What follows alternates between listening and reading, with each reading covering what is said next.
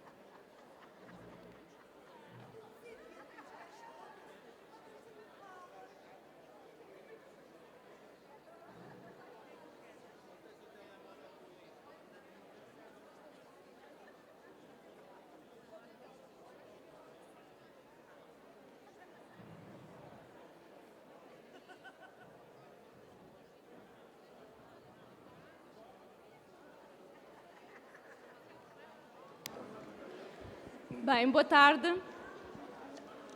Espero que tenham tido um bom almoço. Atingimos então o quórum, o que nos vai permitir iniciarmos agora os nossos trabalhos. Pedir-vos, nós já estamos com uma sessão de atraso. Vamos tentar recuperar algum do tempo perdido e vou pedir a todos os congressistas, aqueles que venham fazer intervenções, que façam pausadamente para que a nossa intérprete de língua gestual vos possa acompanhar. Se falam muito rápido, torna-se um bocadinho mais difícil, então faço esse apelo. Antes de mais, passava a apresentar a mesa. Começava aqui pela minha direita. Temos o Carlos Pato, que é o presidente do Sindicato dos Professores no Estrangeiro. Ao lado do Carlos Pato temos a Ana Luísa, do Sindicato dos Professores da Zona Sul. E à direita da Ana Luísa, a Margarida Vitória, do Sindicato dos Professores da Região Açores. Aqui à minha esquerda tenho a Lourdes Veiga, do Sindicato dos Professores do Norte. Ao lado da Lourdes, o Abel Lourenço, do Sindicato dos Professores da Grande Lisboa. E ao lado do Abel, o António Moraes, do Sindicato dos Professores da Região Centro.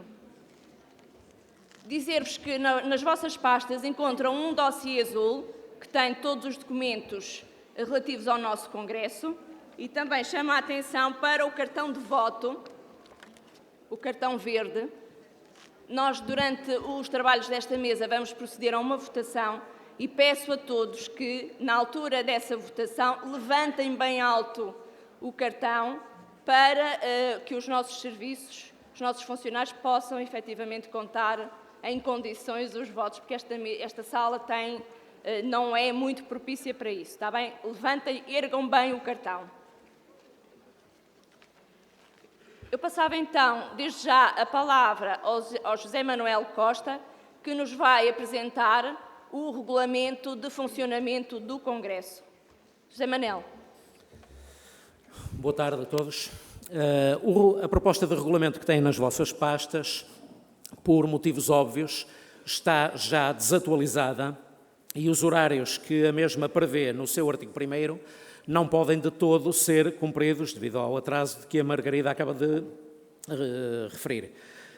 De qualquer forma, queremos não valer a pena pôr à consideração e à votação um regulamento alterado, embora eu vá referir horas que gostaríamos de tentar, a partir de agora, cumprir num esforço de recuperação do tempo perdido.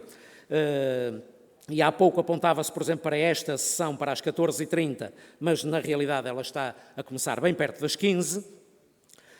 Prevemos que em cerca de 15 minutos se possa avançar depois para a apresentação e debate do relatório de atividades, com mais cerca de 30 minutos avançar para a apresentação, debate e votação das propostas de alteração aos estatutos, e depois, já com algum atraso recuperado, avançar para a apresentação, debate e votação do regulamento eleitoral e, finalmente, das duas propostas existentes de programa de ação para o triênio 2016-18.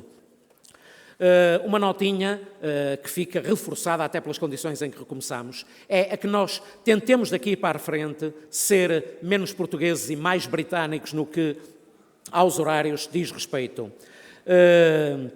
Temos um congresso já há vários anos em apenas 2 dias, as sessões são algo carregadas, algo longas, mas temos mesmo assim de tentar evitar o prolongamento dos trabalhos para além do razoável, para além das horas previstas para o seu encerramento.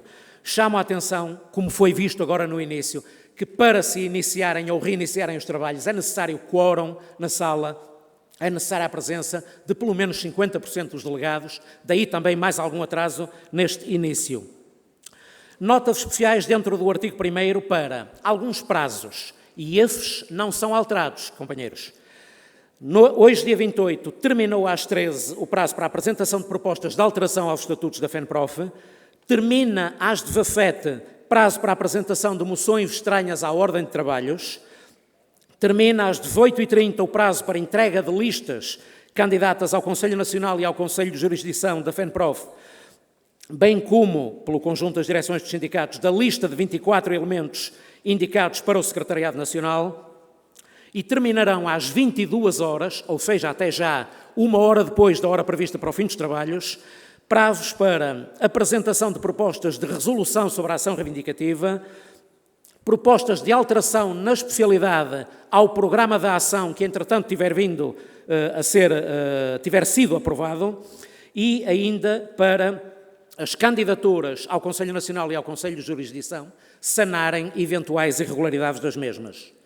Chamo também a atenção para votações. Já deveria ter sido, mas vai ocorrer dentro de momentos, a votação desta proposta de regulamento que está nas vossas pastas. Já não será às 15h30, será provavelmente depois, esperemos que não demasiado depois, apresentação, debate e votação das propostas de regulamento eleitoral.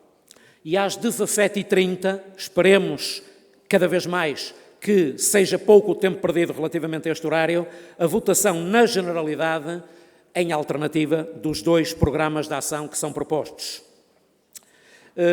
Há também votações no dia 30, chama a atenção. Às 10 horas inicia-se a votação para a eleição de alguns membros, 2 terços dos membros do Conselho Nacional e do Conselho de Jurisdição, que se prolonga até às 12h30, as mesas são num andar de cima, funcionam num andar acima deste. Às 10h30 prevê-se a votação na especialidade das propostas de alteração ao programa de ação, o início dessa votação, e às 13h15 a divulgação de resultados da votação para o Conselho Nacional e Conselho de Jurisdição. 15h30, apresentação, debate e votação na especialidade das propostas de alteração à resolução da ação reivindicativa. 18 horas, a votação final global dessa mesma resolução sobre a ação reivindicativa.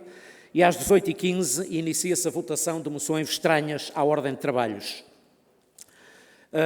Chamo especial atenção, mais uma vez, para o cumprimento, dentro do possível, dos horários de início das sessões e, concretamente, também após a pausa que existirá cerca das 17h30, se conseguirmos respeitá-la. Mais algumas notas só. Artigo 6º, moções só mesmo estranhas à ordem de trabalho, isto é, não serão aceitos liminarmente moções que versem sobre assuntos já incluídos na ordem de trabalhos. Os temas são democracia, situação internacional, solidariedade, paz e desenvolvimento. Do artigo 8º do regulamento, um aumento que haverá relativamente a congressos anteriores de 7 para 10 minutos para a apresentação de alguns documentos-chave, concretamente do programa de ação, da resolução sobre a ação reivindicativa e também da proposta de alteração ou propostas de alteração aos estatutos. As intervenções dos delegados terão uma duração de 5 minutos, as intervenções de membros do Secretariado Nacional para apresentarem temas-chave dentro, seja do plano de ação, seja da resolução, terão um tempo de 7 minutos. Pedimos a uns e a outros que cumpram com esses tempos, ou, se possível, que até os reduzam para permitir a participação de mais delegados.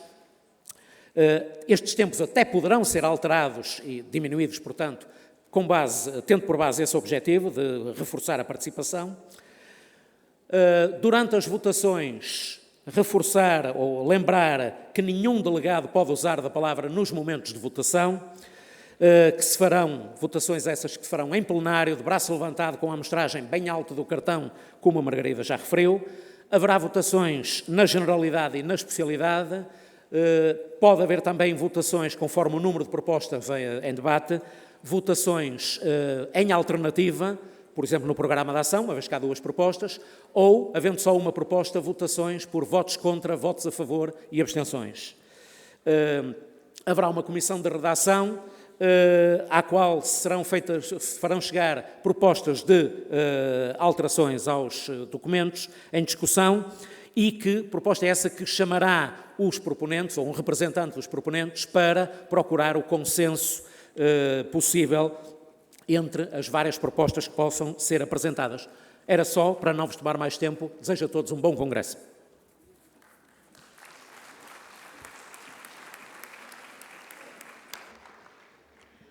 Obrigado, José Manuel. Não entrou nenhum pedido aqui à mesa relativa ao regulamento de funcionamento do nosso Congresso, pelo que eu coloco já à votação. Chamo então os serviços, peço a vossa atenção para o encerramento das portas e todos os congressistas têm que estar sentados. Está agora. Vão preparando então o vosso cartão de voto, que está nas vossas pastas.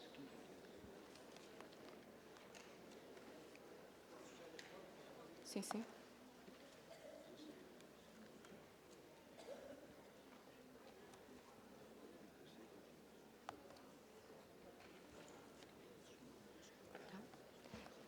Está aberta.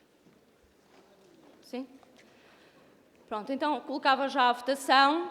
Eu pedia a quem está de pé o favor de se sentar.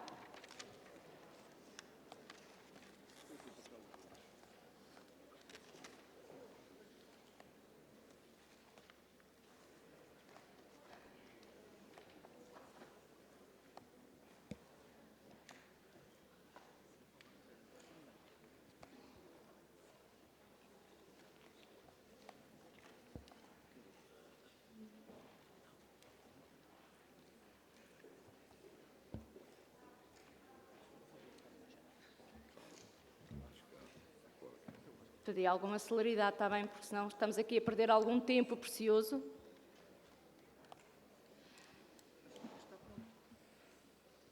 Então coloco à votação. Quem vota contra?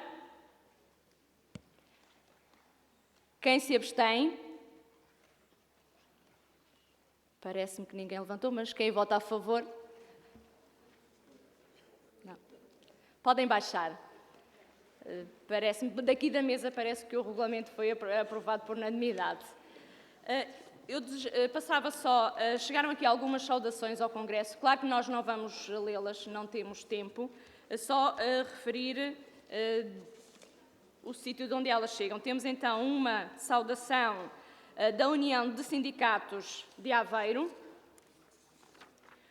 uma saudação também da União dos Sindicatos do Distrito de Braga, uma saudação do Sindicato Nacional dos Trabalhadores da Administração Local e Regional, Empresas Públicas, Concessionárias e afins. Uma saudação da União dos Sindicatos do Porto. Uma outra saudação da Confederação de Quadros. E uma saudação da Federação dos Sindicatos de Agricultura, Alimentação, Bebidas, Hotelaria e Turismo de Portugal. Todos elas saúdam o 12º Congresso Nacional dos Professores.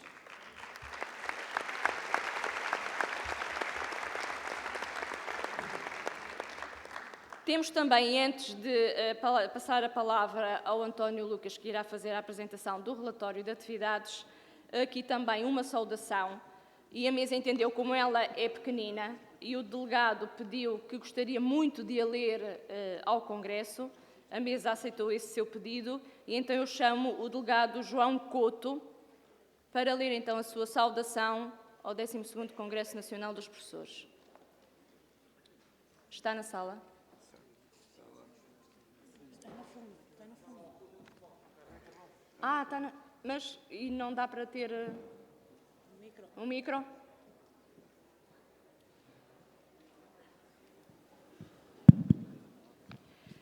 Então, nós vamos fazer chegar um micro, mas para não perdermos mais tempo, eu pedi então... Sim. Vamos criar as condições para que o nosso colega João Couto possa fazer então a sua saudação. Entretanto, peço ao António Lucas, que irá fazer a apresentação do relatório de atividades. Já lá está o micro. Cima da conta. Já está. Já tem o... António, então peço ao António Lucas para aguardar um bocadinho e passava a palavra então ao João Couto para ler a sua saudação ao Congresso. Muito boa tarde a todos.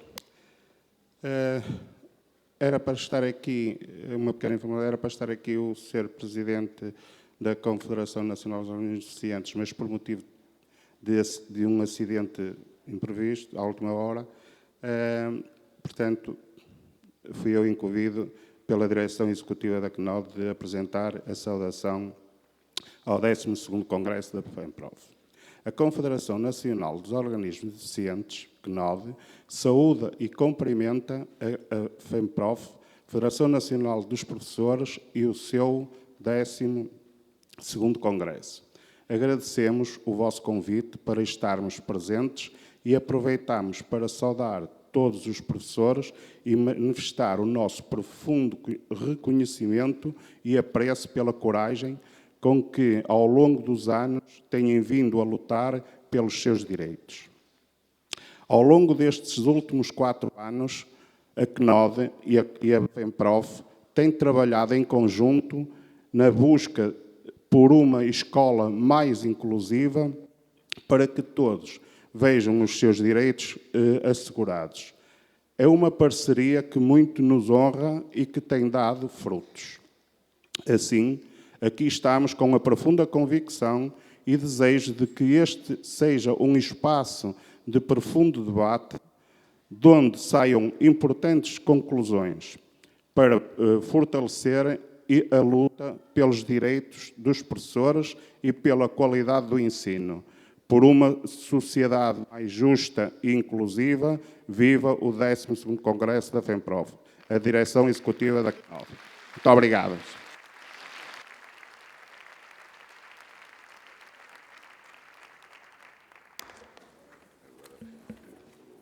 Pronto, então agora podemos passar então à apresentação e debate do relatório de atividades do triênio 2013-2016 e passava então a palavra ao António Lucas, do Secretariado Nacional da FEMPROF. Obrigado, Margarida. Muito boa tarde, caros congressistas. Eu chamava a atenção para o vosso dossiê.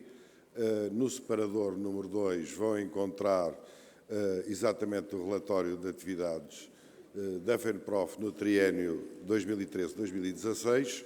Como devem calcular, não o vou ler aqui, portanto, no entanto, podem consultá-lo na íntegra. Vou fazer então a minha intervenção basicamente na apresentação política do relatório. Portanto, o relatório tem como título 3 anos de forte ação da FEMPROF com os professores e educadores, 3 anos de combate à minimização da escola pública. O tempo que mediou o 11º Congresso Nacional dos Professores e o 12º Congresso foi marcado pelo maior ataque de sempre à escola pública do Portugal democrático. À face deste ataque, consubstanciou-se na redução do investimento na escola pública, verificável nos sucessivos orçamentos de Estado da última legislatura e que resultam num conjunto de medidas que, em última análise, se materializou na extinção de 30.000 postos de trabalho. Paralelamente, aumentou o financiamento do ensino privado, iniciou-se o processo de municipalização da educação, o subfinanciamento do ensino superior atingiu níveis que puseram em causa o funcionamento das próprias instituições e estabeleceu-se uma parceria público-privada com uma multinacional da educação de contornos, no mínimo, duvidosos. A FEMPROF esteve sempre na primeira linha da denúncia e do combate a este desígnio ideológico do governo PSD-CDS de minimização da escola pública que, desrespeitando e contornando a Constituição da República Portuguesa e a Lei de Bases do Sistema Educativo, montou um quadro legal que empobreceu o currículo escolar do ensino básico, aumentou o número de alunos por turma, desregulamentou horários de trabalho dos docentes, transferiu competências das escolas para os municípios, transferiu alunos do ensino público para o privado e vulgarizou e agravou a criação de mega-agrupamentos. Os contornos ideológicos eram conhecidos desde a aprovação da Lei de Bases do Sistema Educativo em 1986 e, mais recentemente, durante o governo de Durão Barroso, quando a coligação PSD-CDS pretende alterar aquele diploma de forma a garantir a paridade do financiamento público e privado da educação, desidrato então travado pelo Presidente da República, Jorge Sampaio. Parece claro que, sobretudo, quando esta coligação chega ao poder, que a opção pelo financiamento do ensino privado e a minimização da escola pública se torna um objetivo político que aparece envolto em medidas mais ou menos camufladas, como os rankings de escolas, os exames do ensino básico ou ainda o aliciamento com o falso discurso da liberdade de escolha. Um desinvestimento que acabou por se abater violentamente sobre os professores, foram alvo preferencial das políticas impostas. As consequências foram as que se conhecem: crescimento do desemprego, elevada precariedade, congelamento das carreiras, cortes salariais, agravamento dos horários de trabalho, agravamento dos requisitos para a apresentação. No 11º Congresso foi admitida a iniciativa sindical no sentido de se realizar uma revisão do ECD, tendo sido igualmente considerada a possibilidade de realização de uma Conferência Nacional de Quadros Sindicais que fixaria as linhas de força desse processo. Contudo, o contexto político vivido nestes 3 anos foi muito negativo e a avaliação feita pelos órgãos da FENPROF foi no sentido de resistir, impedindo ainda mais estragos no Estatuto da Carreira Docente do que os impostos por vias indiretas, designadamente pelas leis do Orçamento de Estado. Como tal, porque abrir o processo da revisão do ECD no contexto político que se viveu teria elevados riscos para os professores. A FENPROF não tomou essa iniciativa, não se justificando assim a realização daquela conferência. Outro processo que a FENPROF considerou não dever ser aberto foi o da revisão da Lei de Base do Sistema Educativo. O atual Presidente do Conselho Nacional de Educação, o ex-Ministro da Educação do PSD, David Justino, pretendia fazê-lo, tendo mesmo criado uma comissão no Conselho Nacional de Educação que visava apresentar propostas para a revisão. Recorda-se que foi precisamente no período em que David Justino foi Ministro que o Governo apresentou uma proposta de Lei de Base da Educação, aprovada depois na Assembleia da República, que punha em causa princípios fundamentais da atual Lei de Bases. O então Presidente da República, Jorge Sampaio, vetou tal lei por ausência de consenso político e social. E Justino, daí para cá, nunca desistiu dos seus intentos. Na presidência do CNED, tem assumido uma postura de resistência às mudanças em curso, que vão exatamente no sentido diferente do que pretendia o ex-ministro. A FENPROF foi denunciando a intenção de Justino, que afinal corresponde ao caminho que a direita pretendia seguir, mas foi interrompido em 4 de outubro. É abono da verdade, uma época de intervenção da Troika em que o financiamento do Estado foi reduzido significativamente, acabou por ter sido uma janela de oportunidade para os desígnios políticos de desinvestimento na escola pública. A FENPROF e os seus sindicatos constituíram-se como obstáculos maior à execução destas políticas, quer pelas inúmeras denúncias públicas, quer pela ação reivindicativa, pela organização da luta ou ainda pelo recurso à via judicial.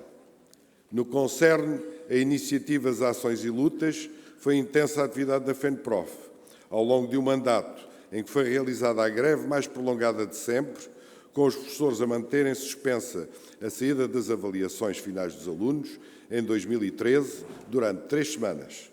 Uma greve que obrigou o MEE a negociar e a acordar com as organizações sindicais, por exemplo, que o aumento do horário de trabalho na administração pública para 40 horas não teria implicação direta no setor. Se tal tivesse acontecido, o desemprego e o número de horários zero teriam disparado. Mas foram muitas as ações e lutas específicas desenvolvidas, sem que, no entanto, a FENPROF tivesse deixado de participar em outras de caráter mais geral, fossem no âmbito de toda a administração pública, fossem de convergência com o setor privado, neste caso sob a direção da CGTPI. A FENPROF e os seus sindicatos participaram ainda em iniciativas de protesto promovidas por amplos setores sociais, contribuindo para o reforço à contestação e às políticas de empobrecimento que foram levadas por diante. Obrigado.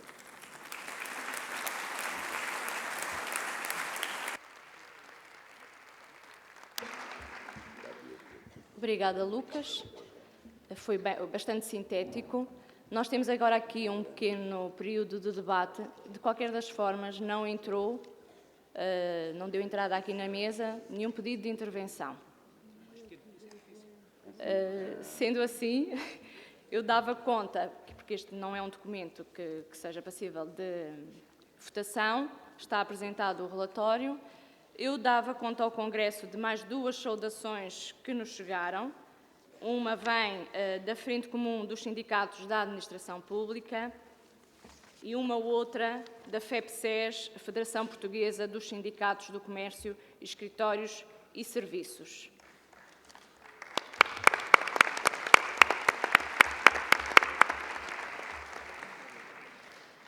E, sendo assim, dava por encerrada esta sessão, esta mesa. Conseguimos aqui, penso eu, ganharmos algum tempo. Peço-vos para não se levantarem. Nós vamos só trocar de elementos da mesa, está bem? Para darmos já início à sessão que, segundo o regulamento, estava prevista para as 14h30. Aguardam só um momentinho, é só a troca de mesas.